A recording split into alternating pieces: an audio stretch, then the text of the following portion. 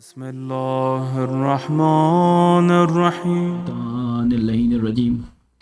بسم الله الرحمن الرحيم. لا حول ولا قوة إلا بالله العلي العظيم.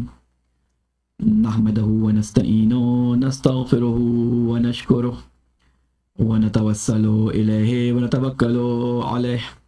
نصلي ونسلم على خيرته في خلقه حافظ سره ومبلغ رسالاته سيدنا ونبينا أبي القاسم محمد وعلى أهل بيته الطيبين الطاهرين المعصومين سيما بقية الله في الأرضين. قال الله تعالى في كتابه المبين وقوله الحق. أعوذ بالله من الشيطان اللعين الرجيم. وجعلناهم أئمة يهدون بأمرنا وأوحينا إليهم فعل الخيرات وإقام الصلاة وإيتاء الزكاة وكانوا لنا عابدين. صدق الله العلي العظيم. صلوات بھیجے محمد علیہ. السلام علیکم ورحمۃ اللہ وبرکاتہ.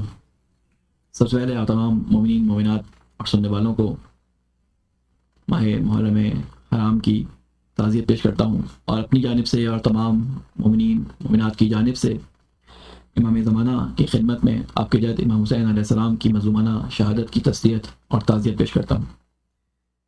یہ ماہ محرم جیسا کہ آپ کو معلوم ہے اسلامی سال کا پہلا مہینہ ہے، اور جب بھی ہم محرم کا نام لیتے ہیں تو ہمیں معلوم ہے کہ محرم اپنے ساتھ کچھ ذمہ داریوں کو ہماری گردن پر ڈالتا ہے. جس طریقے سے ماہ رمضان ہمارے لیے عبادتوں کا، اللہ کی بندگی سکھانے کا مہینہ ہے، اسی طرح یہ ماہ محرم شعار حسینی، شعور حسینی، انقلاب حسینی اور نہضت حسینی کو سکھانے کا مہینہ ہے. یہ مہینہ رمضان کی طرح کچھ آپ سے تقاضا کرتا ہے.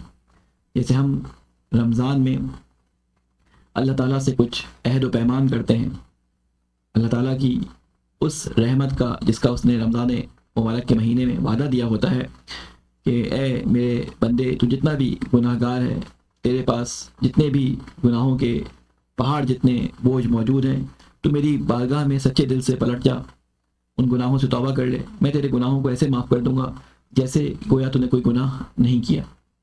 بالکل اسی طرح محرم کا مہینہ بھی اللہ تعالیٰ سے عہد کا مہینہ ہے، رسول اکرم صلی اللہ علیہ وسلم سے عہد کا مہینہ ہے، اور اہل بیت علیہ السلام خصوصاً امام حسین علیہ السلام سے عہد کا رشتہ ہے. اس کے اندر ایک ہمیں سبق ملتا ہے. آپ کو معلوم ہے رسول اکرم صلی اللہ علیہ وسلم کی حدیث مبارک ہے کہ حسین جو ہیں وہ سفینۃ النجات ہیں.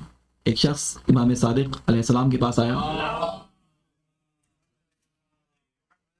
اور اس نے امام صادق علیہ السلام سے سوال کیا کہ یہ جو سفینۃ النجات کا لفظ استعمال ہوا ہے، تو آپ تمام آئمہ، آپ تمام امام اللہ تعالیٰ کی طرف لے جانے والی نجات کی کشتیاں ہیں، تو یہ امام حسین علیہ السلام کی کشتی کو مصباح الہدیٰ کیوں کہا گیا؟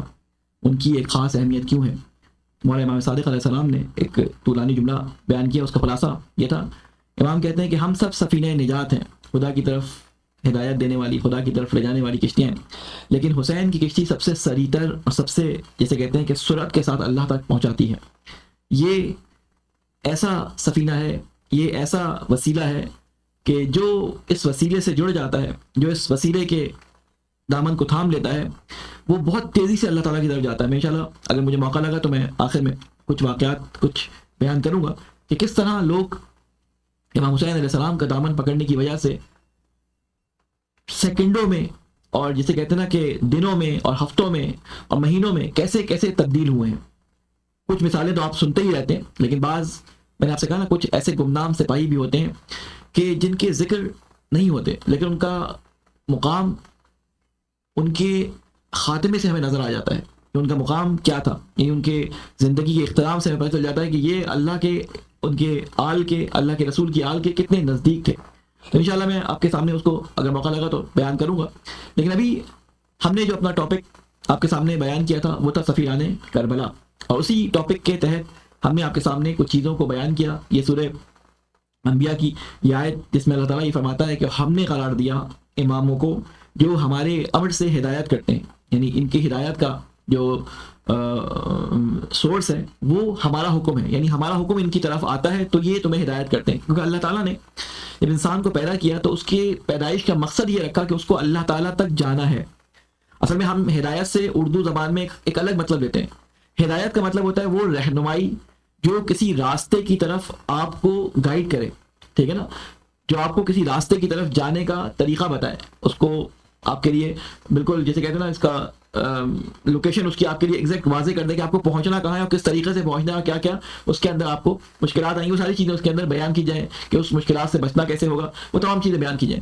تو اللہ تعالیٰ کہتا ہے کہ یہ ہدایت جو ہر انسان کی خلقت کا مقصد ہے کہ وہ مجھ تک پہنچے، تو اس ہدایت کو پہنچانے کے لیے ہم نے کیا انتظام کیا تمہارے لیے؟ ہم نے تمہاری طرف کچھ آئمہ کو بھیجا، ہم نے ان کا ایک سسٹم تمہارے درمیان نافذ کیا، اور وہ سسٹم ان کے اندر جو نافذ ہوا ہم نے ان کو ہر نیک عمل کی، نیک عمل کی نہیں، ہر نیک عمل کی، الف لام کے ساتھ خیرات کا لفظ ہے، خیرات خیر کہتے ہیں نیکی کو، ہر نیک عمل کی ان کو ہم نے تعلیم دی. اور کس چیز کی تعلیم دی؟ دیکھیں نیک عمل کے اندر نماز آتی ہے نہیں آتی؟ آتی ہے نا، لیکن اللہ تعالیٰ نے نماز اور زکوٰۃ کو الگ سے بیان کیا ہے، ٹھیک ہے. نیک عمل کے بعد کیا فرمایا؟ فعل الخیرات و اقام الصلاۃ و ایتاء الزکوٰۃ. تو اللہ حکیم ہے، اور حکیم کا کوئی لفظ کوئی تکرار کسی ہدف کے بغیر نہیں ہوتی.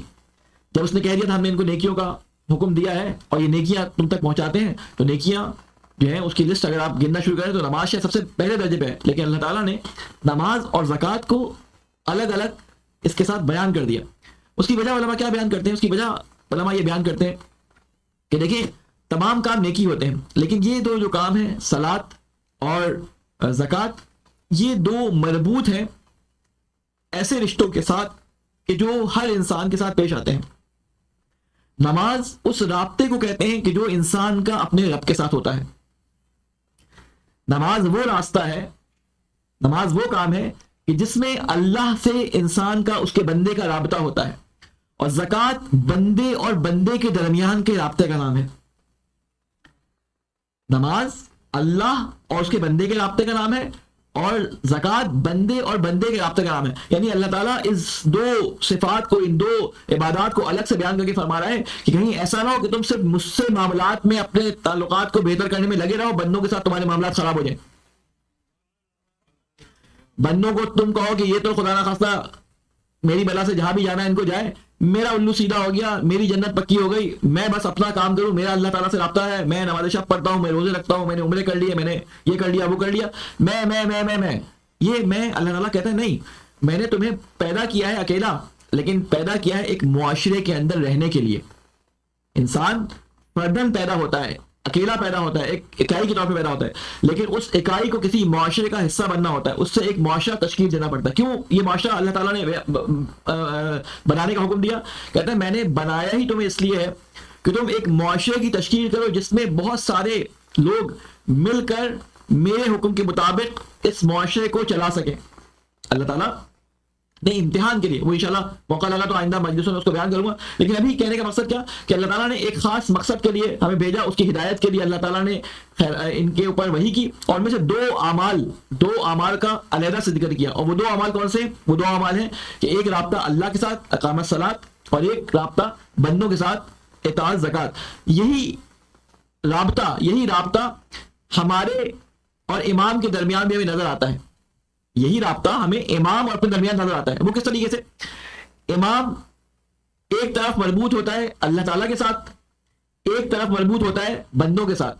ہم مستقیماً پیغام الہی کو دریافت نہیں کر سکتے، ہم مستقیماً اللہ کی بات کو نہیں سن سکتے، اللہ کے کلام کو نہیں سن سکتے، لیکن امام کا رابطہ کیونکہ بارگاہ الہی سے ہوتا ہے، لہذا وہ اللہ کے دربار کی وہ اس دنیا کی بات کہ جس دنیا تک ہماری رسائی نہیں، اس بات کو ہم جیسے لوگ جو پست دنیا کہتے ہیں دنا سے نکلا، دنا یعنی پست چیز، اس دنیا میں رہنے والے لوگوں کے لیے اس کمال کے راستے کو بیان کرتے ہیں کہ جو ہم نے نہیں دیکھا، جو ہمارے سینسز سے باہر ہے. ہم جتنی بھی محنت کر لیں، جتنے بھی جسے کہتے ہیں کہ اپنے علم میں ترقی کر لیں، ہم اسی دنیا کے اندر، اس مادی دنیا کے اندر ترقی کر کے مریخ پہ پہنچ جائیں گے، کسی اور سیارے پہ پہنچ جائیں گے، یا نئے کچھ سیارے دریافت ہوں گے، ان پہ پہنچ جائیں گے، لیکن ہم اس جنت کے بارے میں، اس دوزخ کے بارے میں، اس قیامت کے بارے میں کچھ بھی نہیں جان سکتے جب تک کہ اللہ تعالیٰ کی طرف سے کوئی ہمیں اس بارے میں نہ بتائے۔ تو لہٰذا اللہ تعالیٰ نے 2 رابطوں کو یہاں پہ بیان کیا ہے۔ میں بہت آہستہ آہستہ آیت کو روزانہ بیان کر رہا ہوں، ایک ایک کر کے اس کے نکات کو آپ کے سامنے کوشش کر رہا ہوں بیان کروں۔ ہمارا موضوع آپ کے ذہن میں رہنا چاہیے سفیران کربلا، اور میں نے آپ کو بیان کیا تھا کہ کربلا دراصل نام ہے انسانیت کو اللہ تک پہنچانے کا راستہ سکھانا، انسانیت کو اللہ کے ہدف سے آگاہ کرنا، انسانیت کو اس راہ پہ لگانا جس راہ پہ اللہ اسے چلانا چاہتا ہے۔ آپ کو کل میں نے ذکر کیا تھا کہ امام حسین علیہ السلام نے ایک آتے ہوئے کفر کو جو اسلام میں دوبارہ داخل ہو رہا تھا اس کو ایسا کاٹا، اس جڑ کو ایسا کاٹا کہ دوبارہ کسی کی ہمت نہیں ہوئی، ٹھیک ہے نا۔ تو اللہ تعالیٰ یہاں پہ کیا فرما رہا ہے، وَكَانُوا لَنَا عَابِدِينَ، اور یہ ہمارے عابد بندوں میں سے ہمارے نیک بندے ہیں، یہ ہمارے عابد بندے ہیں۔ اس کے تحت ہم نے اپنے موضوع کو رکھا تھا سفیران کربلا۔ تو سفیران کربلا کے تحت ہم نے آپ کو تمام وہ باتیں جو سفیروں سے متعلق، سفیر سے متعلق ہو سکتی تھی وہ بیان کی، اور پھر ہماری گفتگو چل رہی تھی اس موضوع پہ کہ ان سفیران کی ڈیوٹی کیا ہونی چاہیے، کیونکہ اگر ہم صحیح مسلمان ہیں، اگر ہم صحیح اہل بیت کے ماننے والے ہیں تو ہم یقیناً سفیر ہیں، کیونکہ اللہ تعالیٰ کے رسول نے حکم دیا تھا کہ جو یہاں موجود ہیں، جو حاضر ہیں، وہ غائبین کو، جو والدین ہیں وہ اولادوں کو پہنچا دیں۔ یہاں پہ مرحوم اللہ تعالیٰ جو بڑا اچھا ایک ادبی نقطہ بیان کیا کرتے تھے، وہ کہتے تھے کہ لفظ استعمال ہوا بلغ ما انزل الیک، اے رسول پہنچا دیں اس حکم کو۔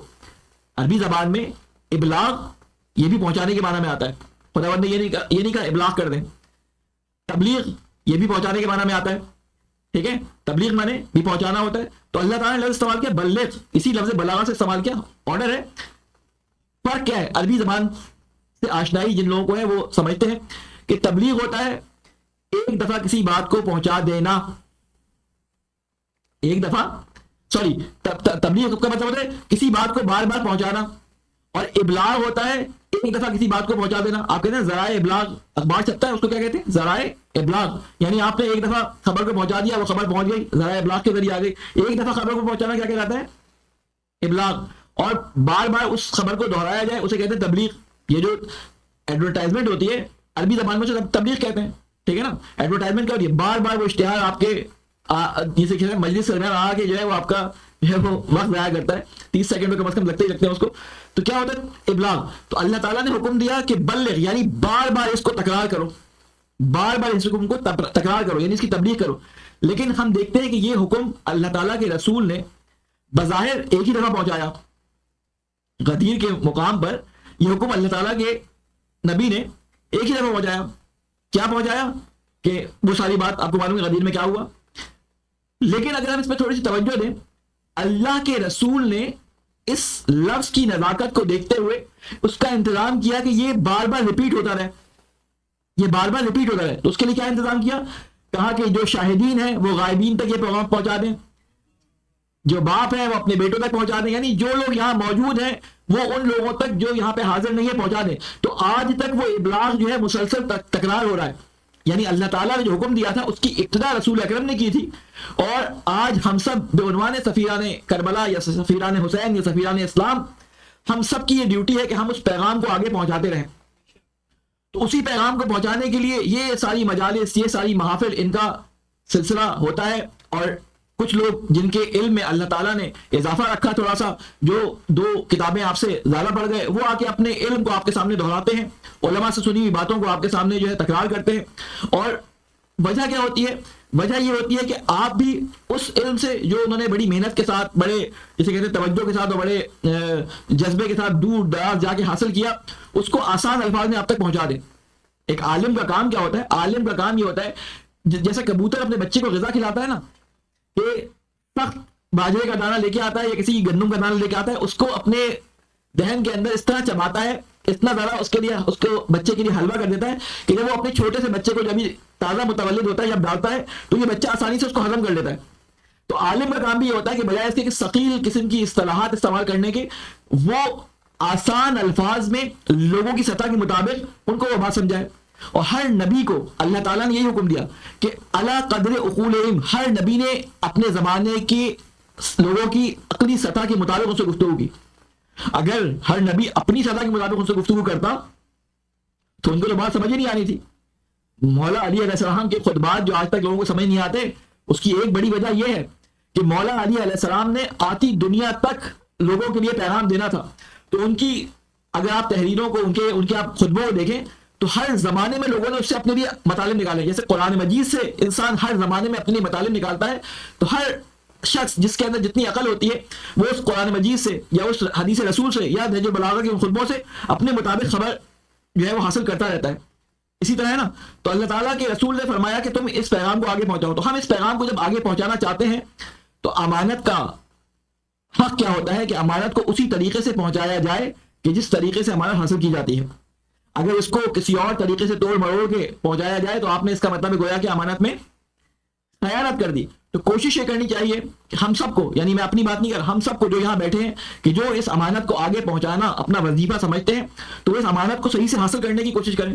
اس سارے مطلب کو، اس سارے مقصد کو خود سے سیکھنے کی ضرورت ہمیں ہے. جیسے میں نے آپ کو کل بیان کیا کہ سفیر کو معلوم ہونا چاہیے کہ اس کا بھیجنے والا جو اس کو بھیج رہا ہے سفارت کے لیے، اس کا ہدف کیا ہے، اس کا مقصد کیا ہے، اور کس کام کو کروانا مقصود ہے، اس کو وہ وہاں پہ حل کر سکے، اس مسئلے کو حل کر سکے. میں نے آپ کو پہلے یا دوسرے دن یہ ساری باتیں بتائی تھی.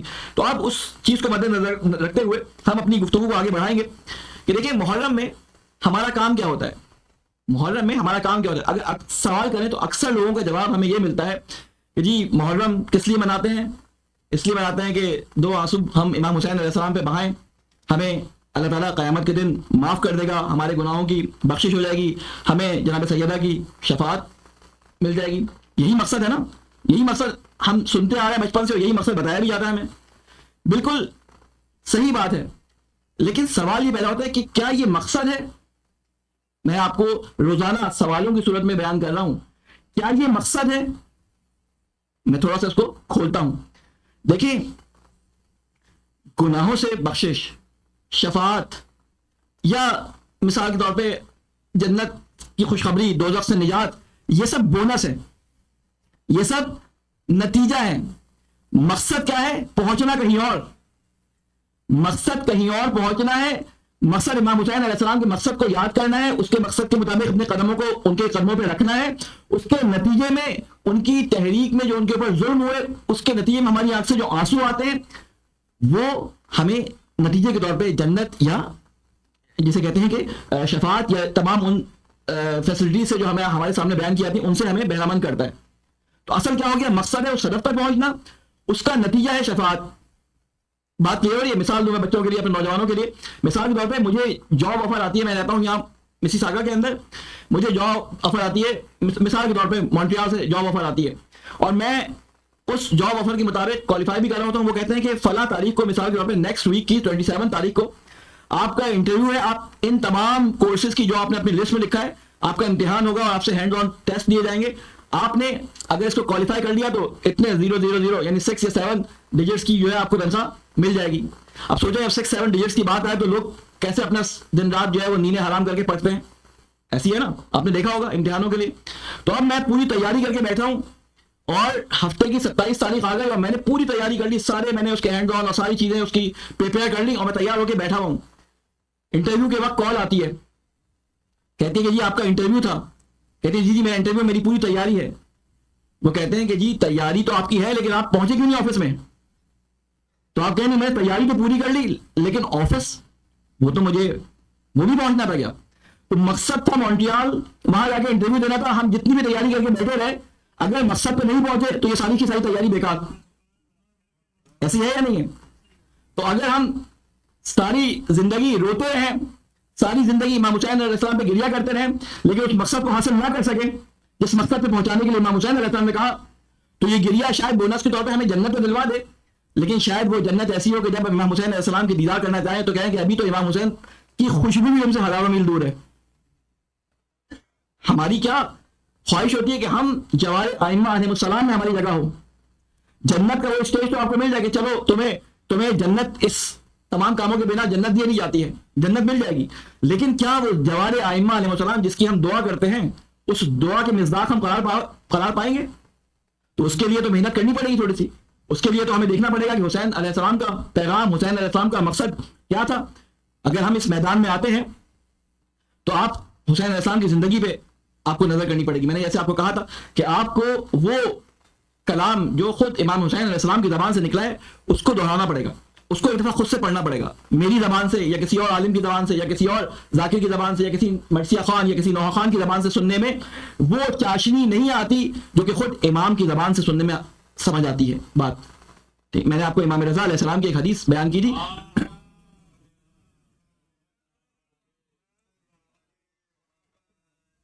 کہ امام رضا علیہ السلام نے فرمایا تھا کہ لوگوں کے سامنے ہمارے محاسن کلام کو بیان کر دو, یہ خود بخود ہماری طرف کھینچے چلے آئیں گے. تو ہمیں امام حسین علیہ السلام کی کلمات کو خود سے بھی پڑھنا ہے اور کوشش کرنی ہے کہ زیادہ سے زیادہ ائمہ علیہ السلام کی روایات اور آیات قرآنی کو آپ کے سامنے بیان کیا جائے تاکہ آپ اس سے اس مقصد کو سمجھ سکیں. اب امام حسین علیہ السلام کی زندگی پہ ہم نظر دوڑاتے ہیں تو امام حسین علیہ السلام نے کام کیا کیا. امام حسین علیہ السلام نے کام یہ کیا کہ وہ راستہ, وہ وراثت جو آپ کو اپنے جد نانا رسول خدا صلی اللہ علیہ وآلہ وسلم سے ملی تھی اور جو آپ زیارت میں پڑھتے ہیں کہ السلام علیکم یا وارث آدم صفت اللہ یا السلام علیکم یا وارث نوح نبی اللہ, کہ جو وراثت انبیاء علیہ السلام کی آپ تک پہنچی تھی اس کو بچانا تھا, اس چیز کو امام حسین علیہ السلام نے بچانا تھا. آپ وارث تھے, ان کی مانوی وراثت کے وارث تھے. تو امام حسین علیہ السلام نے کام کیا کیا, امام حسین علیہ السلام نے کام یہ کیا کہ پہلے تو اعلان کیا کہ دشمن کر کیا رہا ہے, دشمن کی پالیسیز کیا ہیں, اس کے خلاف اگر تم نے آواز نہیں اٹھائی تو تمہارے ساتھ کیا ہو سکتا ہے. اور جب یہ پالیسیز بنانے کے باوجود لوگوں کو شرم و حیا نہیں آئی, لوگوں نے امام کا ساتھ نہیں دیا, میں کل تفصیل سے اس کے بارے میں بیان کر چکا ہوں, تو پھر ایک ایسے جھٹکے کی ضرورت تھی اس امت مسلمہ کو, اس کے سن جسم کو, کہ یہ دوبارہ سے زندہ ہو جائے. اس کے مردہ جسم میں ایک الیکٹرک شاک کی ضرورت تھی کہ یہ دوبارہ سے اس کے اندر ایک دفعہ سانس بحال ہو جائے. تو امام حسین نے وہ شوق دیا. اب ہوا کیا کہ امام حسین علیہ السلام کے شہادت کے بعد جو ہے وہ تحریکیں بہت ساری بیدار ہوئیں. ابھی ان تحریکوں کو بیان کرنے سے پہلے میں بیان کروں کہ امام حسین علیہ السلام کہ سر کو جب کل دربار میں نے آپ کو بیان کیا کہ کل جب دربار میں لے کے آیا گیا اور اس نے وہ شعر پڑھے یزید نے کہ لوئے بات ہاشم و بالملک فلا, کہ ہاشم بنی ہاشم نے جو ہے اس رسالت اور نبوت کو جو ہے وہ اپنی حکومت حاصل کرنے کے لیے نعوذ باللہ استعمال کیا تھا. نہ کوئی وحی آئی تھی, نہ کوئی قرآن نازل ہوا تھا, یعنی اس نے اپنے کفر کا اظہار کیا. تو اس وقت مولا سجاد علیہ السلام کے خطبات, ان کا اپنا تعارف, بی بی زینب سلام اللہ علیہا کا خطبہ, وہ جو انہوں نے لفظ کہا تھا انتم الطلقاء, یہ اسی موقع پہ کہا تھا کہ اے میرے نانا کے آزاد کردہ غلاموں. ٹھیک ہے, تو وہ جب خطبات دیے گئے تو یزید نے فوراً کیا کام کیا, فوراً اپنے ٹون کو چینج کیا اور اس نے الزام کس پہ دیا, ابن زیاد پہ, کہ ابن زیاد نے حکم دیا تھا عمر سعد کو کہ تم قتل کرو. ٹھیک ہے, یعنی ابن زیاد پہ سارا الزام ڈال دیا. اور پھر اس کے بعد کچھ عرصے بعد یزید نے جب حکم دیا ابن زیاد کو جاؤ مدینے پہ حملہ کرو, وہ جو جس کا میں نے کل ذکر کیا واقعہ حلہ جو ہوا تھا, تو ابن زیاد نے منع کر دیا. کیوں منع کر دیا؟ کہ تو بہت ہی جھوٹا آدمی ہے, کربلا میں حسین کے قتل کا حکم تو نے دیا تھا اور الزام ڈال دیا میرے اوپر. یعنی ابن زیاد بھی اس کے جھوٹ سے واقف تھا. کیوں دیا تھا یہ حکم؟ کل میں نے وہ نقطہ آپ کے سامنے بیان کیا تھا, آج میں اس کو تھوڑا سا پھیلا کے آپ کے سامنے بیان کروں گا. کل میں نے آپ کو بیان کیا تھا کیونکہ اس نے اعلانیہ کفر کرنا شروع کر دیا تھا اور اسلام کو کفریہ, جسے کہتے ہیں کہ عقائد کا کفریہ عقائد اسلام کا حصہ بنانے شروع کر دیے تھے. یزید کے جسے کہتے ہیں مشہور جو احکامات کی تبدیلی کے جو اس کے مناظر معاشرے میں دیکھنے میں ملے تھے اور جو اس نے رائز کیے تھے معاشرے کے اندر, ان میں سے 2-3 آپ کے سامنے بیان کروں گا, آپ کو احساس ہوگا. کیونکہ ہم نے ابھی صرف یہی سنا ہے کہ یزید جو ہے وہ شراب خوار تھا, یزید جو ہے جانوروں سے کھیلتا تھا, یزید جو ہے یہ کرتا تھا وہ کرتا تھا, لیکن اس نے کام کیا کیے تھے. اس نے ایک کام یہ کیا تھا, اس نے محارم جو اپنی باپ کی یعنی بیوی, دوسری بیوی یعنی اس کی سوتیلی ماں, اس کے ساتھ نکاح کو جائز قرار دیا تھا. اس کے ساتھ نکاح کو جائز قرار دیا تھا. اس نے شراب کی حرمت کو بالکل ختم کر دیا تھا اور قرآنی آیات کو اس کے لیے اپنے اشعار میں استعمال کیا تھا. بہت بہترین شاعر تھا یزید. تو اس نے قرآنی آیات سے مطلب نکالتے ہوئے, اگر مجھے موقع لگا, اگر میں نکال سکا تو آپ کے لیے وہ شعر اس کے سناؤں گا. اس نے کہا تھا کہ یہ جو شراب آئی ہے یہ قرآن مجید میں ذکر ہوئی ہے کہ یہ رجس ہے. اس کے پینے کے بارے میں نہیں کہا کہ یہ پینا حرام ہے حلال ہے, یہ رجس ہے. اور نماز کے بارے میں حکم دیا ہے, وہ کیا فرمایا, فویل للمصلین, کہ ویل ہے, ہلاکت ہے کس کے لیے, نماز گزاروں کے لیے.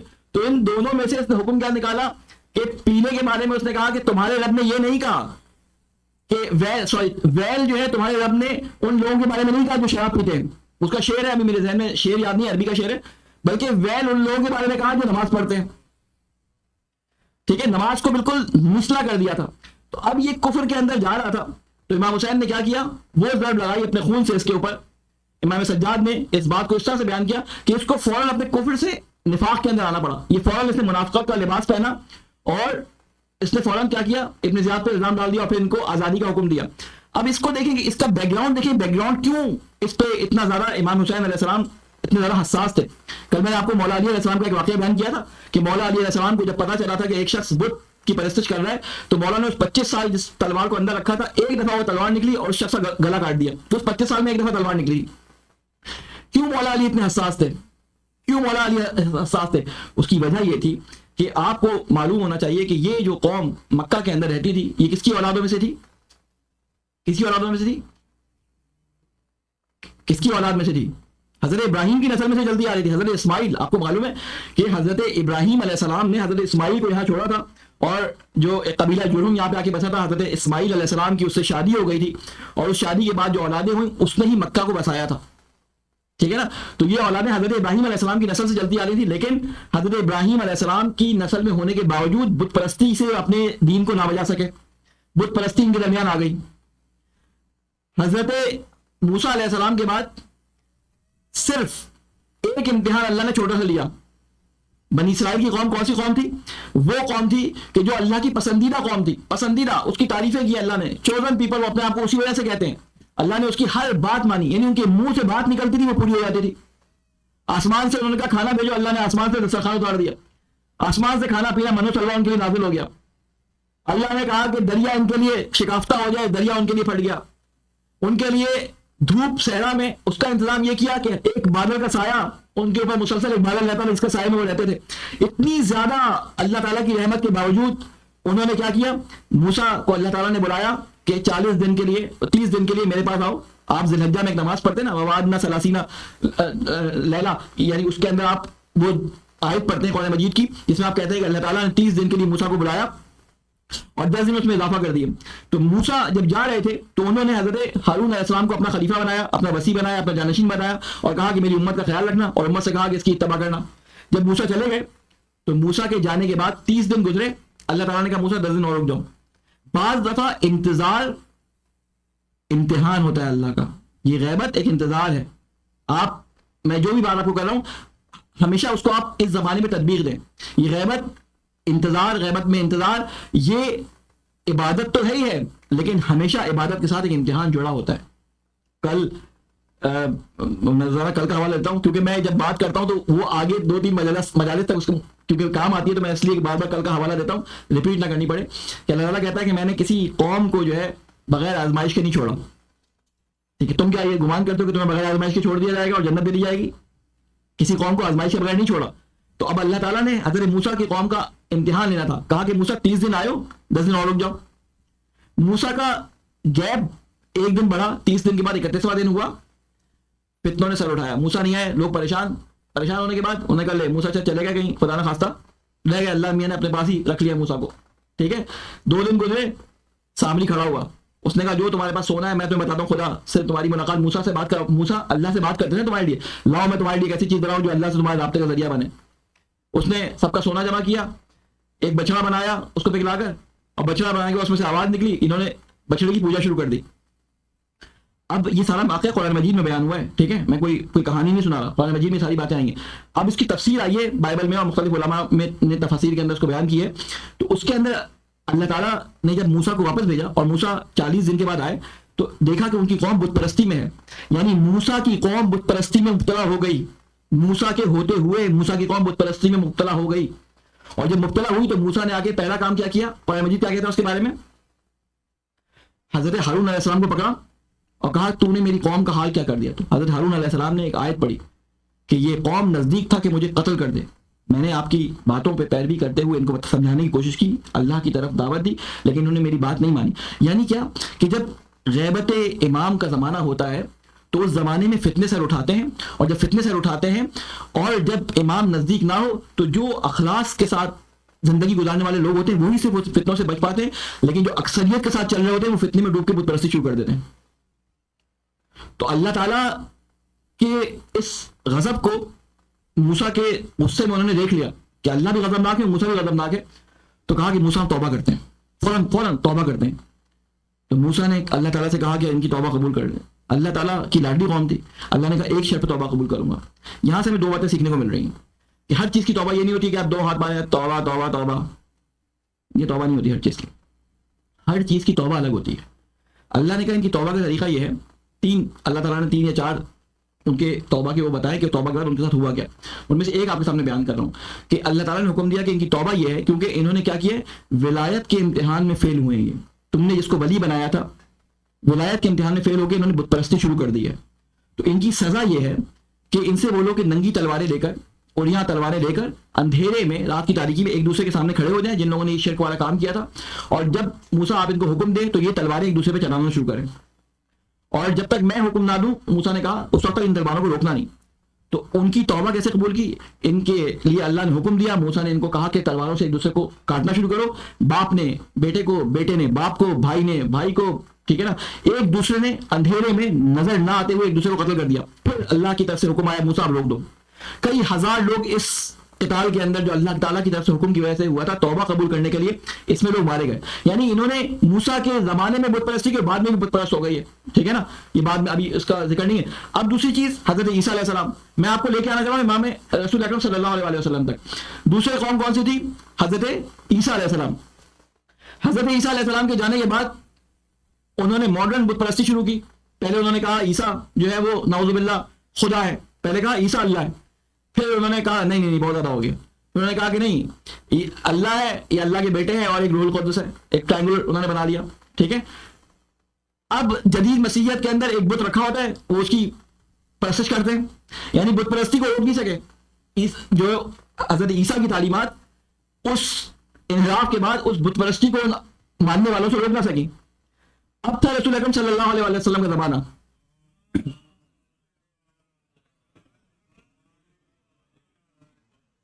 اور نسل تھی کون سی؟ حضرت ابراہیم علیہ السلام کی جو نسل تھی, ان کے افراد اور جنہوں کے افراد جو تھے یہاں پہ موجود تھے. انہی افراد, میں اس کو آپ کو بتاؤں کہ بت پرستی میں آئی کیسے. اصل کہانی یہاں سے, کیونکہ اس کے بارے میں روایت ہے ہماری. یہ اتنی سخت بات تھی, رسول اکرم صلی اللہ علیہ وسلم نے فرمایا اس شخص کے بارے میں. اس شخص کا نام تھا عمر بن لوہی. یہ ایک عالم تھا بنی حضرت دین ابراہیمی کے اندر. یہ عالم بھی تھا, تاجر بھی تھا. یہ پہلی دفعہ کعبے میں بت لے کے آیا تھا. اور یہ لایا کیسے تھا؟ عمر بن لوہی. اس کے بارے میں رسول اکرم کی حدیث ہے, کیونکہ شرک کا بت پرستی کا باعث بنا تھا. کہا کہ میں قیامت میں دیکھتا ہوں کہ عمر بن لوہی اپنی نسوں اور رگوں کو, پیٹ کی اتنیوں کو اپنے ساتھ ساتھ کھینچ کے پھرتا ہے. اس کا عذاب ایسا ہے کہ یہ سارے قیامت کے پورے جو یہ سال ہوں گے ان میں اپنی اتنیوں کو ساتھ ساتھ کھینچ کے پھرے گا, کیونکہ اس نے بہت لمبی نسل کو بت پرستی میں مبتلا کر دیا تھا. یہ عمر بن لوہی پہلی دفعہ تجارت کے لیے جاتا ہے یمن. وہاں پہ امالقہ قوم رہتی تھی, حضرت نوح کے بچے ہوئے لوگ تھے, امالقہ قوم, وہ لوگ رہتے تھے وہاں پہ. یہ وہاں پہ کیا, اسے دیکھا کہ کئی جگہ پہ رنگین قسم کی لائٹیں, میں اپنے الفاظ میں اس کو بیان کر دوں تاکہ بچوں کو سمجھ آ جائے. رنگین قسم کی لائٹیں, جھنڈیاں لگی ہوئی ہیں, لائٹیں تو نہیں, جھنڈیاں لگی ہوئی, چراغ جل رہے ہیں, اور کچھ لوگ بیٹھے جھوم رہے ہیں. وہ جا کے دیکھا, اس نے بڑا مزہ آ رہا, اس کو بڑا ایک ردم کے ساتھ جھوم رہے تھے. اس نے پوچھا کیا ہے؟ جب لوگ نکلے کہتے ہیں یہ فلاں بت ہے. کس کا بت ہے؟ مثلا ناؤس بت ہے. یہ کرتا کیا ہے؟ یہ بارش کا بت ہے. ہمارے یہاں بارش نہیں, اس کے سامنے ہم دعا کرتے ہیں بارش ہو جاتی ہے. کہتے ہیں وہ زبردست. وہ ایک اور جگہ سے گزر جاتا ہے, اس کو پھر نظر آتا ہے اسی طرح کا ایک میلہ ارسا نظر آتا ہے, وہاں پہ لوگ بیٹھے ہیں اور جھوم رہے ہیں اس کے سامنے. اس سے پوچھیں یہ کون ہے؟ کہتے ہیں یہ لات کا بت ہے. یہ کیا کرتا ہے؟ تو یہ فلاں کام کرتا ہے. ایک اور جگہ, اب یہ بزنس ٹور پہ نکلا ہوتا ہے, بزنس کے لیے مختلف جگہوں پہ جاتا ہے, تو بازاروں میں یہ بت خانے اور یہ محفلیں لگی ہوتی تھی. تو جب واپس آنے لگتا ہے تو کہتا ہے دیکھو میں تمہارا پارٹنر ہوں, بزنس پارٹنر. تمہارے پاس تو بڑے زبردست ہر چیز کا ایک آلٹرنیٹ موجود ہے. بارش نہ ہو تو اس کے پاس چلے جاؤ, بچہ نہ ہو تو اس کے پاس چلا جاؤ, فلاں نہ ہو تو اس کے پاس چلے جاؤ. تو تم ایک کام کرو, ایک بت مجھے بھی دے دو. تو یہ لات کا بت یا عزا کا, عزا یا لات کوئی ایک بت, وہ اس کو دے دیتے, تم اپنے ساتھ لے جاؤ. یہ لے کے آتا ہے, یہ سردار ہوتا ہے, ٹھیک ہے. تو یہ کعبے میں لا کے اس بت کو رکھ دیتا ہے اور کہتا ہے کہ بھائی یہ آج سے تمہارے پاس ہے ایک مینیجر, اس کے ساتھ جو ہے گفتگو کرو, یہ تمہارے بہت سارے مسائل حل کر دے گا. یہ پہلا شخص تھا جس نے بت پرستی کو یہاں پہ شروع کیا. اور اس کے بعد لوگوں نے ایک ایک کر کے بت وہاں پہ رکھنے شروع کر دیے. اپنے اپنے پسند کے ہر قبیلہ اپنا بت لا کے کعبے کے اندر گروی رکھوا دیتا تھا, اور عبادت کے لیے جب حج پہ آتا تھا تو یہ اس کی وہاں پہ جو ہے وہ اس کا طواف کیا کرتا تھا. ٹھیک ہے, آپ نے سنا ہوگا نائلہ کا بت, جس کی شادی نہیں ہوتی تھی, ساری مائیں پہنچ جاتی تھی نائلہ کے سامنے کہ اس کے بت کے سامنے ہم پوجا کریں گے تو ہماری بچی کی شادی ہو جائے گی. شادی کے بت بھی وہاں موجود تھے. تو ہوا کیا کہ یہ شخص باعث بنا تھا بت پرستی کا. اس طرح سے بت پرستی ان کے درمیان آ گئی. اور جب رسول اکرم صلی اللہ علیہ وسلم آئے تو جو چیز رسول اکرم کے لیے سب سے سخت تھی اور جس کے بارے میں رسول اکرم نے کوئی کمپرومائز نہیں کیا, وہ یہی بت پرستی تھی. وہی کفر تھا. ان کے پاس کفار آتے تھے, کہتے تھے کہ ہم آپ کے ساتھ معاہدہ کرتے ہیں کہ 1 سال ہم آپ کے خدا کو مانیں گے اور 1 سال آپ ہمارے خداؤں کو مانیں. رسول خدا نے کہا نہیں, پھر یہ چلے گئے, پھر واپس آئے, کہتے ہیں اچھا ایک کام کرتے ہیں.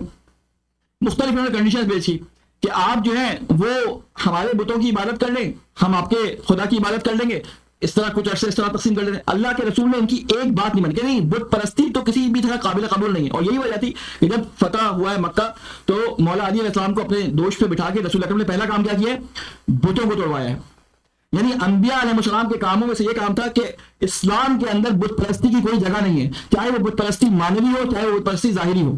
ان ظاہری بتوں کو ابراہیم نے کلہاڑا مار کے توڑا تھا, رسول اکرم نے جو ہے علی کو کندھے میں بٹھا کے توڑوایا تھا.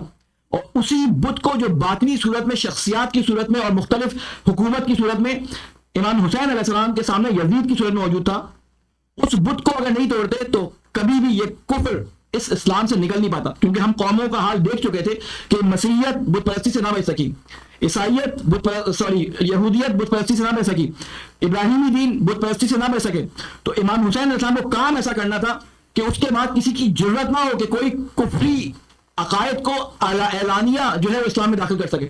آپ دیکھیں اس سے پہلے, یزید سے پہلے جو حکما گزرے تھے جنہوں نے ظلم کیا ائمہ علیہ السلام میں, ان کی ضرورت اتنی بڑھ گئی تھی کہ انہوں نے مولا امیر المومنین علیہ السلام کے لیے قاتل بھیج دیا, ان کا قتل کروا دیا. ابن ملجم نے مولا علی علیہ السلام کو قتل کر دیا. امام حسن علیہ السلام کو ان کی بیوی کے ذریعے زہر دلوا دیا گیا. امام حسین علیہ السلام کو کربلا کے میدان میں شہید کروا دیا گیا. لیکن امام حسین علیہ السلام کی شہادت کے بعد آپ ایک واقعہ نہیں دکھا سکتے کہ کسی نے تلوار کے ذریعے کسی امام کو قتل کیا ہو. امام حسین علیہ السلام نے دکھا دیا کہ اگر تم کسی کے ساتھ یہ کرو گے تو امام حسین کا خون ایسا تھا کہ اس کے بعد کسی کی ضرورت نہیں ہوئی کہ وہ کسی امام کو قتل کر سکے. زہر دلوا دیا انہوں نے چھپ کے. ابھی ہمارے سامنے ظاہر ہو گیا نا کہ فلاں کو زہر دلوایا گیا تھا, لیکن اس زمانے میں تو لوگوں کے سامنے حقیقت آیا نہیں ہوتی تھی. تو امام حسین علیہ السلام کفر سے یہ سبق سیکھ چکے تھے کہ میرے نانا کا طریقہ کار کیا تھا, میرے بابا کا طریقہ کار کیا تھا, اگر میں نے یہ کام نہیں کیا تو میں اس امت کو دوبارہ کفر میں جانے دوں گا. وہی حال جو امت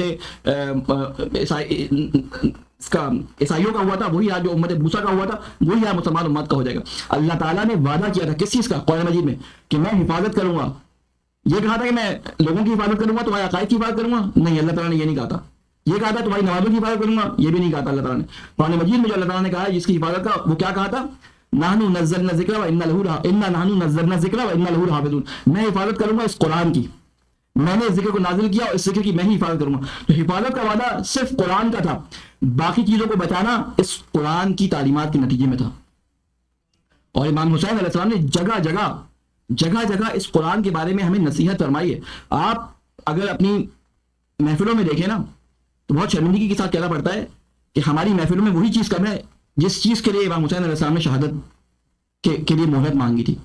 ہماری محفلیں شروع ہوتی ہیں, قرآن کی تلاوت نہیں کی جاتی ہمارے یہاں. جیسے کسی سے ہم شروع کر لیتے ہیں, لیکن قرآن کی تلاوت ہمارے یہاں نہیں کی جاتی اکثر لوگوں پہ. یہ کل کو قیامت میں سوال تو ہونا ہے ہم سب سے, کل کو قیامت میں سوال ہوگا. امام حسین نے حضرت عباس کو خاص طور پہ بھیجا تھا کہ جاؤ ان سے اجازت لو. مسائل میں سنتے نا امام محرم کو, کس لیے اجازت مانگی تھی امام حسین نے؟ کسی کے ذہن میں ہے کہ میں اللہ کی کتاب کی تلاوت کرنا چاہتا ہوں, میں اللہ کی عبادت کرنا چاہتا ہوں. حسین کو تلاوت قرآن, عبادت خدا بہت پسند ہے, میں اللہ سے راز و نیاز کرنا چاہتا ہوں. اور یہی تینوں چیزیں ناپید تو نہیں کہوں گا لیکن بہت کم رنگ نظر آتی ہیں ہمیں. قرآن تو خصوصی طور پہ اتنا کم رنگ ہمارے معاشرے کے اندر ہو گیا ہے کہ ہم اس کو کوئی لفٹ ہی نہیں کراتے. ابا مر گئے, چچا مر گئے, پھپھا مر گئے تو خود اگر قرآن پڑھنا آتا ہے تو قرآن پڑھ لیا, ورنہ مدرسے کے 40 بچوں کو بلا کے قرآن پڑھوا دیتے ہیں کہ پڑھ دو ان کے لیے قرآن. تو ہمارا کیا خیال ہے کہ جو مقصد جس کے لیے اللہ تعالیٰ کے اس ولی نے اجازت دی تھی قرآن, اس کی چھوٹ یا اس کے ساتھ کوتاہی کی وجہ سے ہمیں معاف کر دیا جائے گا, جناب سیدہ ہماری شفاعت کر دیں گی, تو یہ ہماری بھول تو ہو سکتی ہے, ہماری خوشگمانی بھی ہو سکتی ہے. جیسے میں نے کل آپ کے سامنے آیت پڑھی نا, یہودی کہتے تھے کہ ہم جنت میں جائیں گے, عیسائی جنت میں نہیں جائیں گے. عیسائی کہتے تھے ہم جنت میں جائیں گے, اور دونوں کتاب کو پڑھتے تھے. اور اس کے بعد اللہ تعالیٰ کہتا ہے ہاتھو برہانکم ان کنتم صادقین, اگر تم سچے ہو تو لے کے آؤ اپنا دلیل کا, جو بھی تمہارے پاس انبار ہے وہ لے کے آؤ, تاکہ میں تمہاری دلیل سے تمہاری جنت کو اگر ثابت ہو جاتی ہے جنت میں بھیج دوں گا. تو اللہ نے کہا تھا کہ اے رسول میں تمہارے درمیان اس قرآن کو بھیج رہا ہوں, سب سے پہلے اس قرآن پہ عمل کرنے والے تم ہونے چاہیے. اور رسول اکرم کا وہ قول نقل کر دیا قرآن مجید کے اندر کہ میں اللہ سے پناہ مانگتا ہوں اس بات سے کہ اگر میں اس کی خلاف ورزی کروں، اس کی آیات سے روگردانی کروں تو قیامت کے دن اللہ کے عذاب سے ڈرتا ہوں. رسول اکرم فرما رہے ہیں. اور ہم کتنے نڈر ہو جاتے ہیں، کوئی بات نہیں، قرآن نہیں پڑھا، کوئی بات نہیں پڑھا، اللہ تعالیٰ معاف کرنے والا ہے. یہ جو اللہ تعالیٰ معاف کرنے والا ہے بالکل صحیح بات ہے. ہم کیوں صرف اللہ کی صفت رحمانیت کو یاد رکھتے ہیں، صفت قہاریت کو یاد نہیں رکھتے، صفت ذل انتقام کو یاد نہیں رکھتے؟ اللہ تعالیٰ نے قرآن مجید میں ہمیں بہت کھل کے باتیں بتائی ہیں، لیکن ہم کیونکہ قرآن مجید کو ترجمے کے ساتھ نہیں پڑھ پاتے، ہماری توجہ اس کی طرف نہیں ہوتی، تو ہمیں پتہ ہی نہیں ہوتا قرآن مجید میں کہا کیا گیا ہے. یہ بات بہت افسوس کے ساتھ ایک سوال بھی محمد علی محمد ہے.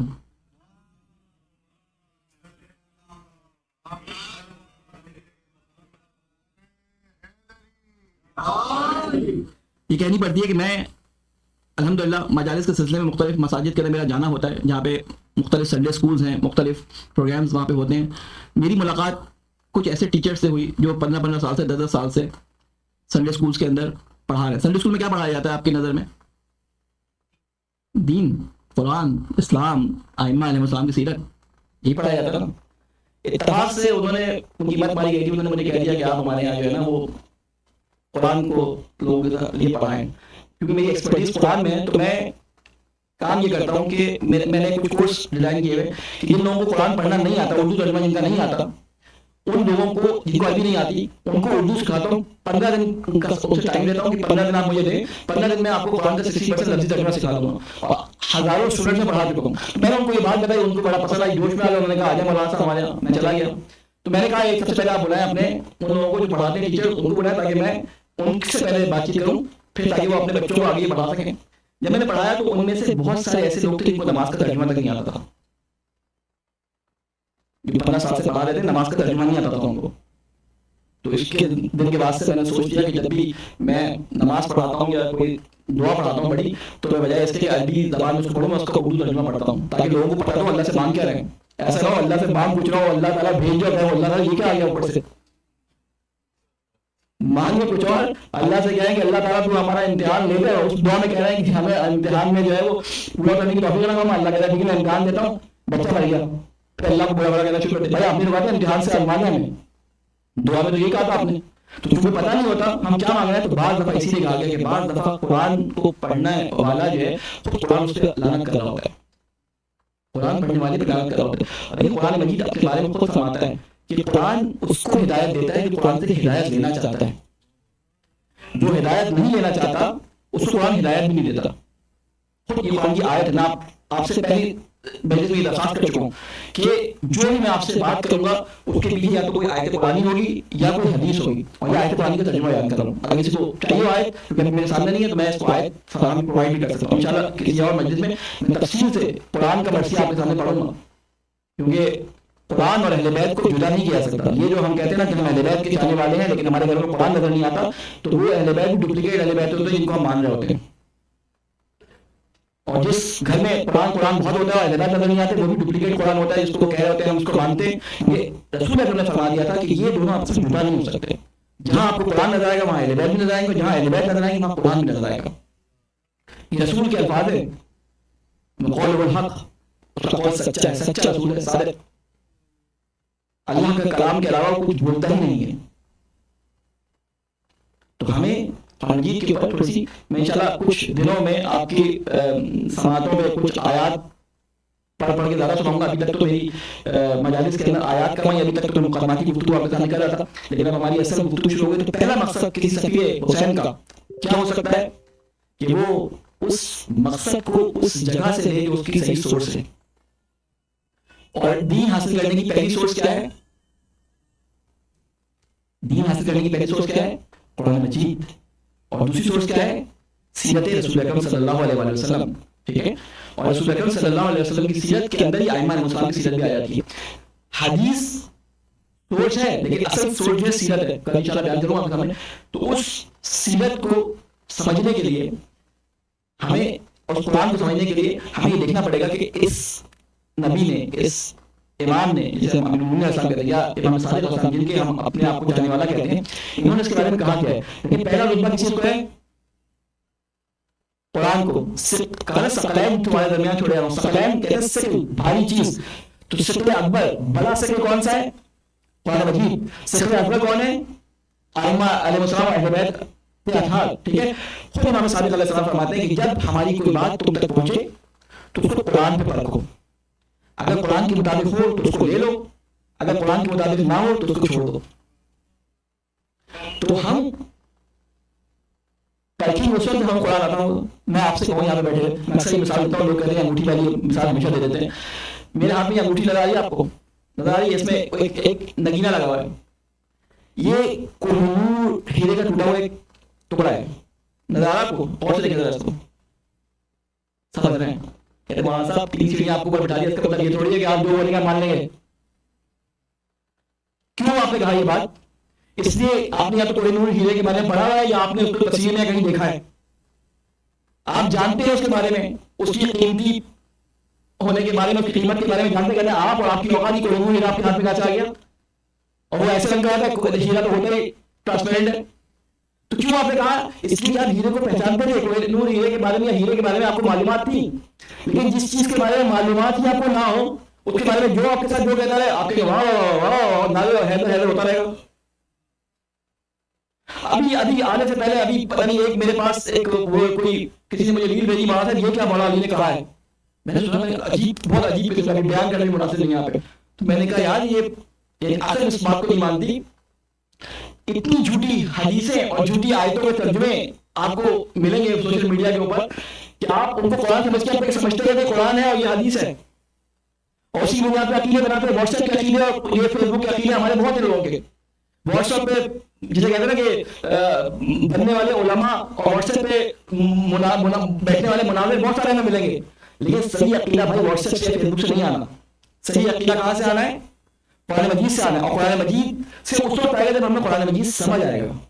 اگر ہم قرآن مجید کو سمجھیں گے نہیں تو ہم اس کو یعنی اپلائی کیسے کریں گے اپنی زندگی میں؟ تو پہلی جو چیز اپنی زندگی میں بٹھا لے دماغ کے اندر کہ اگر ہمیں سفیر خدا, سفیر رسول, سفیر امام, سفیر کربلا بننا ہے تو پہلی چیز اس سے آگاہی ہونی چاہیے وہ کیا ہے؟ یعنی فرسٹ کوالیفیکیشن اس راہ میں آنے کے لیے کیا ہے؟ صرف سفیر بننے کے لیے نہیں, ایک مسلمان بننے کی پہلی کوالیفیکیشن کیا ہے؟ وہ قرآن مجید سے آشنائی اور آگاہی ہے.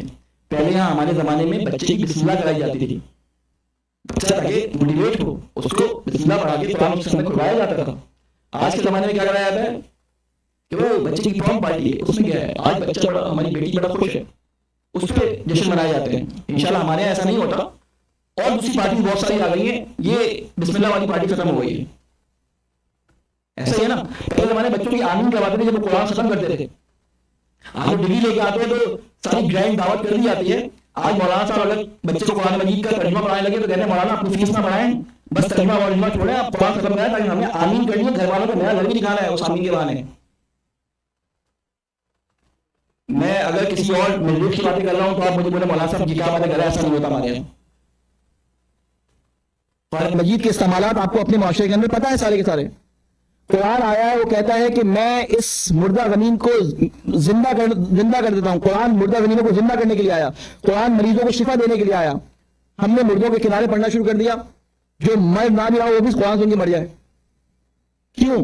مستحب ہے. قرآن سورہ یاسین پڑھی جائے جس کی جان نکل رہی ہو, لیکن آپ ذرا سوچیں کہ وہ شخص کہ آخری وقت میں جس کی آنکھیں اور پردے اس کے سامنے سے ہٹ جاتے ہیں, جس نے ساری زندگی اپنی کبھی قرآن مجید کو پڑھا نہیں, یا جیسے ساری زندگی سورہ یاسین کا ترجمہ نہیں پڑھا, اور جب اس کے سامنے سورہ یاسین پڑھی جائے گی اور فرشتے اس کے سامنے دروازے کھول دیں گے اور وہ عربی زبان اور مطلب سمجھ آنا شروع ہو جائے گا, اور جب اسے کہا جائے گا کہ قیامت کے دن تمہارے ہونٹوں پہ جو ہے وہ مہر لگا دی جائے گی, تمہاری ہاتھ کی پوریں اور تمہاری ہاتھ کی جلد بولے گی اور تمہارے اعضاء تمہاری گواہی دیں گے, تو اس کے لیے جان نکلے گی, جلدی نکلے گی نا جان اس کی.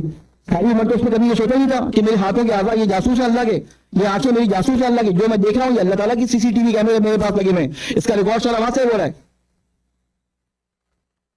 تو یہ ساری چیزیں اس وقت ہمیں سمجھ آئیں گی جب ہم قرآن مجید کو پڑھیں گے انشاءاللہ. امام حسین کے پیغامات میں سے, ان کے سفیروں کی پہلی کوالیفیکیشن میں سے ایک کوالیفیکیشن کیا ہے؟ قرآن ہے. خود امام کی معرفت کا مطلب ہے کہ اللہ کی معرفت. دیکھیں میں انشاءاللہ آہستہ آہستہ گفتگو میں اس مقام تک پہنچوں گا, لیکن امام کی معرفت کا مطلب اللہ کی معرفت ہے. اللہ کی معرفت کے لیے اس کے کلام کی معرفت بہت ضروری ہے, بعض دفعہ انسانوں کو اللہ دعوت دیتا ہے کہ وہ معرفت حاصل کریں، لیکن بعض دفعہ ہوتا ایسا ہے کہ اگر امام کسی کو خود بلا لے نا تو یہ معرفت کے مراحل سیکنڈوں میں طے ہو جاتے ہیں۔ اگر امام کسی کو خود دعوت دے دیں تو جتنا بھی گناہ گار ہو، سیکنڈوں میں یہ واقعات جسے کہتے ہیں نا جو ہم معرفت کے لیے مراحل طے کرتے ہیں وہ سیکنڈوں میں طے ہو جاتے ہیں، لیکن اس کے لیے شرط ہے کہ حب حسین اس کے دل میں ہو۔ میں نے آپ کو شروع میں مثال دی امام صادق علیہ السلام کی حدیث سے کہ امام صادق سے کسی نے سوال کیا تھا کہ مولا تمام آپ نجات کی کشتی ہے، حسین کو اتنا کیوں کہا جاتا ہے کہ وہ سفینہ النجات ہے؟ تو امام صادق نے اس کے بارے میں بتایا تھا کہ حسین کی کشتی سب سے تیز ہے۔ میں آپ کو ایک واقعہ بیان کروں جو سچا واقعہ ہے، اس کو آپ سرچ کرنا چاہیں تو سرچ بھی کر لیے گا۔ مرزا شیرازی کا نام آپ نے سنا ہے، جنہوں نے تمباکو کی حرمت کا فتویٰ دیا تھا کسی زمانے میں ایران کے اندر؟ ان کے زمانے کی بات ہے، تقریباً آج سے 100 کچھ سال پہلے۔ ہمدان کے علاقے میں ایک علاقہ تھا، اس کا نام تھا گنداب، ٹھیک ہے؟ گنداب ایک علاقہ تھا، میں ریئل واقعہ بتا رہا ہوں، اور یہ کربلا جو لوگ جائیں اس کو چیک بھی کر لیں، ٹھیک ہے؟ وہاں پہ ایک شخص رہتا تھا علی، یہ اوباش قسم کا شخص تھا علی، اور اس گنداب شہر میں رہنے کی وجہ سے اس کا نام پڑ گیا تھا علی گندابی کے نام سے مشہور تھا۔ یہ چاقو کش تھا اس زمانے میں، جو آپ کو پتا ہے کہ جو تھوڑے بدماش ٹائپ کے لوگ ہوتے تھے وہ جو ہے وہ اپنے گلے میں رومال ومال ڈال کے شراب وراب ان کے لیے عام ہوتی تھی۔ یہ جو ہے وہ شراب کے نشے میں، اور لوگوں اس سے ڈرتے تھے، یعنی ہر کوئی اس سے ڈرتا تھا، شہر ہمدان کے اندر ہر کوئی ڈرتا تھا۔ اس زمانے میں شہروں کے دروازے ہوا کرتے تھے، تو اس زمانے میں ایک ذاکر تھے امام حسین علیہ السلام کے، ان کا نام تھا ملا حسن۔ ملا حسن کہتے ہیں کہ ملا حسن یہ بات واقعہ بیان کرتے ہیں اور کہتے ہیں کہ ملا حسن کہتے ہیں کہ میں ایک دن محرم کی شروعات تھی تو مسجد جامع جو ہمدان کی تھی اس میں مجھے صبح مجلس پڑھنی ہوتی تھی، لیکن شب محرم کی جو مجلس ہے وہ پڑھنے کے لیے میں کسی اور دیہات کے اندر گیا، تو آتے آتے مجھے وہاں سے دیر ہو گئی۔ جب مجھے دیر ہو گئی تو اب میرے لیے رکنا خطرناک تھا، کیونکہ جنگلی جانور ہوتے تھے، تو اگر میں شہر کے دروازے کے باہر رکتا تو مجھے درندے کھا جاتے، تو اس لیے میں نے کوشش کیا کہ میں جلدی جلدی شہر میں پہنچاؤں۔ اب میں جب شہر کے دروازے پہ پہنچا تو یہ علی گندابی اپنے کوئی دوستوں کے ساتھ بیٹھا وہاں پہ شراب کے نشے میں جھوم رہا، اس کے ہاتھ میں جو ہے وہ تما ٹائپ کا خنجر ہے، اور یہ وہاں پہ گھوم رہا اور جو ہے نا وہ شراب کے نشے میں پتہ نہیں کیا ولفول بک رہا ہے۔ اب انہوں نے کہا کہ دروازے کے پیچھے سے اس کی آوازیں آ رہی ہیں، اگر میں دروازہ کھٹکھٹاتا ہوں تو یہ علی گندابی کے سامنا میرا ہوگا۔ یہ میں کسی مقصد کے تحت آپ کو واقعہ سنا رہا ہوں، ٹھیک ہے؟ میں واقعہ میں سناتا نہیں ہوں، لیکن اس کو ایک مقصد کے تحت سنا رہا ہوں۔ اس علی گندابی انہوں نے کہا کہ باہر رکتا ہوں تو جانور مجھے کھا جائیں گے، انہوں نے دروازہ کھٹکھٹایا۔ دروازہ کھٹکھٹانے کے بعد علی گندابی نے آواز دی، کون ہے؟ کہا شیخ حسن۔ کہتے ہیں اتنی رات کو کہاں سے آ رہے ہو؟ کہا علی گندا، اس نے دروازہ کھولا، اتنی رات کو کہاں سے آ رہے ہو؟ کہا کہ علی گندابی ایک جگہ روزہ خانی مجلس پڑھنے کو کہتے ہیں، ایک جگہ مجلس پڑھنے گیا تھا، تو وہ کہتے ہیں کہ وہ کہتا ہے کہ یہ تم کیا روحانی کہتے ہیں مولوی حضرات کو، یہ تم روحانی کیا ہر وقت روزہ کرتے رہو، اب کون سا وقت آ گیا جب تم روزہ پڑھ رہے ہو، یعنی اب کون سا وقت ہے جو تم مجلس کر رہے ہو؟ تو کہتا ہے کہ وہ کہتے ہیں شیخ حسن کہ آج ذرا مختلف دن ہے۔ کہتا ہے کیا دن ہے آج؟ کہتے ہیں تمہیں نہیں معلوم کہ آج پہلی محرم ہے؟ پہلی محرم کا سنتا ہے یہ، ایک دم سے یہ اپنے سر سے ٹوپی اٹھا کے پھینکتا ہے، شراب کی بوتل زمین پٹکتا ہے، کہتا ہے اپنے منہ پہ ہاتھ مارتا ہے، وائے علی گندابی، یہ کیسا وقت آ گیا کہ محرم شروع ہو گیا اور تیرے ہاتھ میں شراب کی بوتل ہے؟ یہ شراب کی بوتل پھینکتا ہے اور کہتا ہے کہ اب نشے میں ہوتا ہے، شراب کی بوتل نہیں پھینکتا، کہتا ہے کہ میرے لیے مجلس پڑھو۔ شیخ حسن سے کہتا ہے میرے لیے مجلس پڑھو۔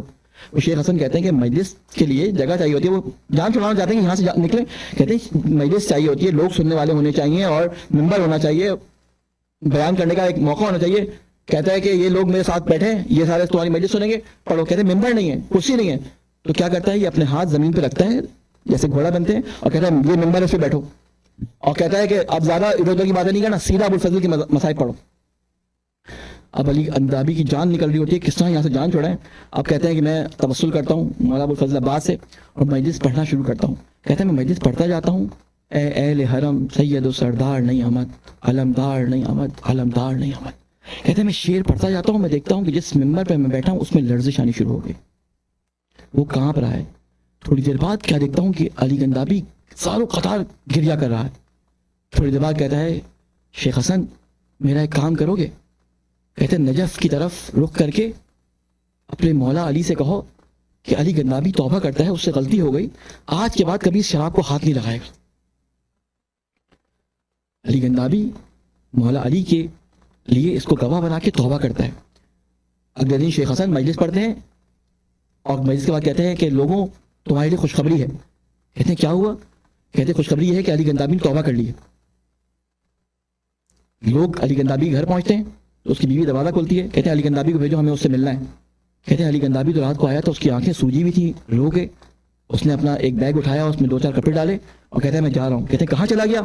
کہتے ہیں میرے پاس تو جانے کے لیے کوئی جگہ نہیں ہے, مجھے تو کوئی رکھنے کو تیار نہیں ہوگا, میں اپنے آقا و مولا امام حسین کے پاس کربلا جا رہا ہوں.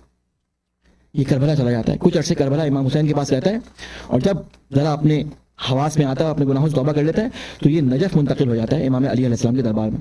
کہتے ہیں کہ یہ مجلس اور روضہ خانی کے اندر اس طرح سے گریا کرتا تھا کہ جس ذاکر اور جس عالم کی مجلس میں بیٹھتا تھا وہ پسند کرتا تھا کہ علی گندابی میری محفل میں ہو, تاکہ ایک رونق مجلس کے اندر آ جائے.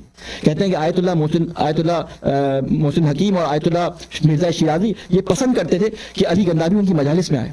کہتے ہیں کہ ایک دفعہ مرزا شیرازی نماز پڑھا رہے تھے, تو نماز سے پہلے کسی نے ان سے آ کے کہا, درس دے رہے تھے تو مغرب کی نماز سے پہلے, تو کسی نے آ کے کہا کہ کسی بہت بڑے عالم کا نجف میں انتقال ہو گیا ہے, تو نماز کے بعد ان کی جو ہے وہ نماز جنازہ ہے. تو عالم بہت بڑے تھے, تو مرزا شیرازی نے حکم دیا کہ دالان متصل بے امیر المومنین جو ہے دالان, اس کے اندر ایک قبر کھودو اور اس قبر کے اندر ان عالم کو دفنایا جائے گا نماز کے بعد. اب یہ نماز مغرب ختم کرتے ہیں اور نماز مغرب کے بعد وقفہ ہوتا ہے, اس میں انہوں نے نماز پڑھانی تھی, اور وہ کہتے ہیں کہ لاؤ جنازہ. تو وہ کہتے ہیں کہ آغا وہ جنازہ جن کا تیار کیا گیا تھا ان کو کوئی سکتہ ہو گیا تھا, بعد میں ان کو ہوش آ گیا, وہ مرے نہیں تھے, ان کی سانس رک گئی تھی, لوگ سمجھے مر گئے ہیں. تو آغا شیرازی کہتے ہیں کہ قبر کھدوا دی ہے, اس میں یقیناً کوئی نہ کوئی حکمت ہوگی. وہ عشاء کی نماز پڑھاتے ہیں, عشاء کی نماز کے بعد جب زیارت کے لیے کھڑے ہوتے ہیں تو دیکھتے ہیں کہ علی گندابی نے سجدے سے سر نہیں اٹھایا. علی گندابی نے سجدے سے سر نہیں اٹھایا. لوگ ہلاتے ہیں, علی اٹھو زیارت ہو رہی, علی اٹھو زیارت ہو رہی ہے. آغا خود اس کے پاس آتے ہیں, کہتے ہیں علی گندابی جب ہاتھ لگاتے ہیں تو وہ سجدے سے گر جاتا ہے. آغا کہتے ہیں کہ پتہ ہے تمہیں علی گندابی نے آخری دعا اپنی کیا کی ہے؟ کہتے ہیں آخری دعا اس نے مولا امیر مومنین علیہ السلام سے یہ کی ہے کہ مولا میں آپ کا بہت گناہگار بننا ہوں, یہ قبر خالی ہے, میں چاہتا ہوں کہ اس قبر میں مجھے جگہ مل جائے, میں چاہ کے زائرین کے پیروں میں جو ہے وہ آپ کا غلام بن کے رہوں. کہتے ہیں یہ مولا نے اسی کے لیے قبر کھلوائی تھی, اور علی گندابی کو وہاں دفنا دیا جاتا ہے. یعنی جو سچے دل کے ساتھ معرفت کے ساتھ ان کے ساتھ توبہ کر لیتا ہے, ان کے راستے پہ آ جاتا ہے, تو مولا اس کے حق کو ضائع نہیں کرتے. بہت زیادہ معرفت کے لیے علم حاصل کرنے کی ضرورت نہیں ہوتی. آج میں چاہتا ہوں کہ جس مولا ابوالفضل کے روضے کو اور مجلس کو سننے کے بعد اس علی گندابی کے اندر وہ تبدیلی آئی تھی, میں اسی سے متعلق آپ کے سامنے ایک ذکر کروں. کہتے ہیں کہ علامہ بحر العلوم ایک دفعہ حضرت عباس علیہ السلام کے روضے کی قبر کی حالت کچھ خراب تھی, انہوں نے کہا کہ اس کی تعمیر کروانی ہے. تو مولا آغا کو بلایا گیا کہ آپ عالم ہیں, آپ جائیں حضرت عباس علیہ السلام کی قبر کی تعمیر کرانی ہے. آپ اندر گئے ایک مزدور کو لے کے, اور جب مزدور کو لے کے گئے تو اس مزدور نے جب قبر کو دیکھا تو اونچی آواز میں رونے لگا. کہتا ہے کہ مولا حضرت عباس کی قبر ہے. کہتے ہیں آغا یہ حضرت عباس کی قبر ہے؟ کہتے ہیں ہاں. خیر خوب چومتا ہے, اور چومنے کے بعد خوب دعائیں کرتا ہے. کہتا ہے مجھے اللہ تعالیٰ نے یہ قسمت میں رکھا کہ مجھے مولا عباس علیہ السلام کی قبر کی زیارت ہو. اس کے بعد کہتا ہے آغا اگر آپ برا نہ مانے تو میرے سوال کا جواب دے دیں. کہتے ہیں کیا سوال ہے؟ کہتے ہیں مولا ہم نے تو سنا, آغا آپ نے تو سنا تھا کہ مولا عباس کا قد بہت لمبا تھا. مولا عباس جب گھوڑے پہ بیٹھتے تو ان کی ٹانگیں جو ہے وہ زمین پہ لگتی تھی, لیکن آغا یہ قبر تو بہت چھوٹی ہے. آغا اپنا امامہ اٹھا کے زمین پہ رکھتے ہیں اور قبر سے سر ٹکا کے رونے لگتے ہیں. کہتا ہے آغا میں نے کوئی غلط بات کر دی کیا؟ یہ حضرت عباس کی قبر نہیں ہے؟ کہتا ہے نہیں حضرت عباس کی قبر ہے, لیکن تو سوال کیا کر دیا؟ کہتا ہے آغا یہ قبر اتنی چھوٹی کیوں ہے؟ کہتا ہے اے مزدور یہ قبر اس لیے چھوٹی ہے کہ جب مولا حسین علیہ السلام حضرت عباس علیہ السلام کے پاس ان کے آخری وقت میں آئے تو حضرت عباس علیہ السلام کی کے اندر تھوڑا سا دم باقی تھا. حضرت عباس کے سر کو مولا نے اپنے زانو پہ رکھا اور اس کے بعد ان کی آنکھوں سے خون صاف کیا. خون صاف کرنے کے بعد حضرت عباس نے مولا حسین علیہ السلام کے ہاتھوں میں دم دے دیا, لیکن اپنی آخری وصیت کی, اور وصیت یہ کی تھی کہ مولا مجھے سکینہ کے سامنے لے کے نہ جائیے گا, مجھے خیموں میں لے کے نہ جائیے گا. شاید حضرت عباس یہی کہنا چاہتے تھے مولا اور صبح سے لاشیں اٹھا اٹھا کے آپ تھک گئے ہیں, مولا میرا لاشا اٹھانا آپ کے لیے سخت ہوگا. حضرت عباس علیہ السلام کا علم لے کے مولا چلے گئے خیموں کی طرف. اب وہ لوگ جو شروع پہلے دن کربلا سے دیکھ رہے تھے, عباس کی وجہ سے وہ حملہ نہیں کر پاتے تھے, عباس کی وجہ سے ان کو مشکلات کا سامنا تھا. آج عباس عباس کی لاش تھی اور یہ سارے کے سارے ظالم تھے. ارے جس کے ہاتھ میں جو آیا اس نے عباس کے جسم میں مارا. کسی نے تلوار ماری, کسی نے نیزہ مارا, کسی نے تیر مارا. ارے میرے چچا کا جسم ارے میرے چچا کا جسم ٹکڑوں میں تقسیم ہو گیا. کہتے ہیں کہ آیا محرم کو جب سید سجاد اللہ کے حکم سے لاش دفنانے کے لیے پہنچے تو سارے بنی اسد والے پوچھتے ہیں کہ مولا تمام لاشوں کو دفنانے کے بعد ایک لاش اور رہ گیا ہے. اور جب اس لاشے پہ آئے انہوں نے کہا کہ ایک چٹائی لے کے آؤ, کیونکہ امام سجاد جب لاش کو اٹھانا چاہتے تھے ارے جسم کے حصے علیحدہ ہو جاتے تھے. ارے اپنے چچا کی لاش کو امام سجاد نے ایک چٹائی میں جمع کیا اور قبر بنا دی. اس وجہ سے یہ قبر چھوٹی ہے. میں کہوں گا ارے سید سجاد آپ نے اپنے بابا کی قبر بنائی, اپنے چچا کی قبر بنائی, لیکن چچا کو رداس سنائی یا نہ سنائی. ارے شاید سید سجاد کی تاریخ میں آواز آئے ارے چچا کے سامنے میں نے پورا دعا پڑھا. ارے چچا قاسم کے جنازے کو لانا آسان تھا لیکن پھپھیوں کو میرے دا پڑھانا, ارے پھپھیوں کو بازاروں میں لے کے جانا, ارے باپ کے سر کی بے حرمتی ہو کے دیکھنا ارے میرے لیے بہت سخت تھا. مرے رہا تجھے واسطہ محمد والے محمد کا ہماری اس قلیل سی بات کو اپنی بارگاہ میں قبول و مقبول فرما. ہماری گناہ کبیرہ اور صغیرہ کو معاف فرما. اے اللہ ان بہتے ہوئے آنسو پہ اپنی رحمت نازل فرما. اے اللہ جو گناہ ہم نے جان بوجھ کر کیے ہیں یا جو گناہ ہم سے غلطی سے سرزد ہو گئے اے اللہ ان گناہوں کو معاف فرما. جو بزرگان ہمارے دنیا سے جا چکے ہیں ان کی قبروں پر اپنی رحمت نازل فرما. اے اللہ ہم بھی تیرے حسین کی معرفت حاصل کرنا چاہتے ہیں اے اللہ, لیکن ہم اس طرح علم حاصل نہیں کر سکتے. اے اللہ ہمارے دل میں بھی حب حسین کی وجہ سے وہ معرفت عطا فرما کہ ہم اس طرح سے معرفت حاصل کر سکیں جس طرح معرفت حاصل کرنے کا حق ہے. اے اللہ ہمیں اس راستے پہ چلنے کی توفیق عطا فرما جو راستہ حسین کا راستہ تھا. اے اللہ ہمارے بچوں میں شوق شہادت اور جذبہ شہادت کو پیدا فرما. اے اللہ ہمیں مظلوموں کی حمایت کرنے والا بنا. اے اللہ تجھے واسطہ ہے محمد والے محمد کا حسین کے قدموں پہ قدم رکھتے ہوئے ہمیں مظلوم کی حمایت کے لیے کھڑے ہونے کی توفیق عطا فرما. اے اللہ ظالم کا ڈر ہمارے دلوں سے دور فرما. اے اللہ ہمارے بچوں کے دلوں میں حب محمد والے محمد کو راسخ فرما. اے اللہ تجھے واسطہ ہے محمد والے محمد کا جہاں جہاں مسلمانوں پہ ظلم ہو رہا ہے اس ظلم سے ان کو نجات عطا فرما. ہمارے امام کی حفاظت فرما, ہمیں ان کے ناصر عوام میں شامل فرما. ربنا تقبل منا انک انت السمیع العلیم برحمتک یا ارحم الراحمین.